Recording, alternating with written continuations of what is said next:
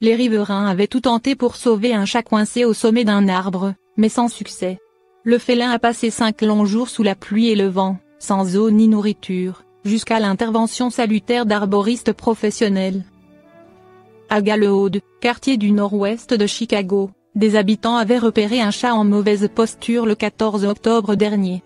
L'animal se trouvait, en effet, tout en haut d'un arbre de 15 mètres, et ne pouvait plus en redescendre, rapporte Block Club Chicago.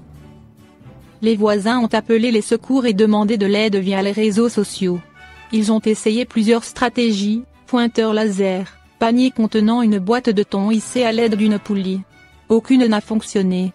Des ouvriers en bâtiment sont également arrivés avec leurs grandes échelles, mais l'arbre étant mort et fragile, ils risquaient de rompre sous leur poids. La situation restait inchangée jusqu'au dimanche suivant, où les conditions météorologiques se sont aggravées. Il pleuvait et ventait de plus en plus. Le chat n'avait rien mangé ni bu depuis des jours, et était à la merci des éléments. Les pompiers n'ont pas eu plus de réussite. D'ailleurs, l'un d'eux avait même dit à Jessica Tapia, voisine qui suivait le sauvetage depuis le départ, que l'animal n'en valait pas la peine, car errant. Les témoins ont été choqués par ses propos.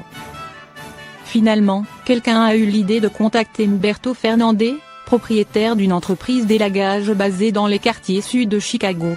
Il s'est rendu sur les lieux pour évaluer la situation, mais ne pouvait pas faire grand-chose à ce moment-là, car il faisait déjà nuit et une ligne haute tension se trouvait dangereusement à proximité de l'arbre. Il est revenu le lendemain matin au volant de sa nacelle élévatrice et accompagné d'un employé, Salvador Vega. Celui-ci a été hissé jusqu'au niveau du chat et a réussi à s'en saisir. Apeuré, le félin a essayé de le mordre à plusieurs reprises.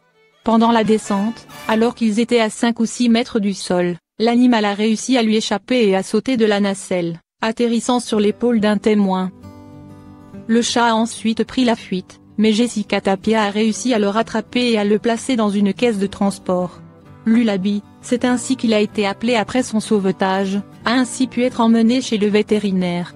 Ce dernier a découvert qu'il souffrait d'un pneumothorax, accumulation d'air à l'intérieur de la cavité thoracique, d'autres lésions internes et d'un problème rénal consécutif à sa privation d'eau et de nourriture pendant 5 jours.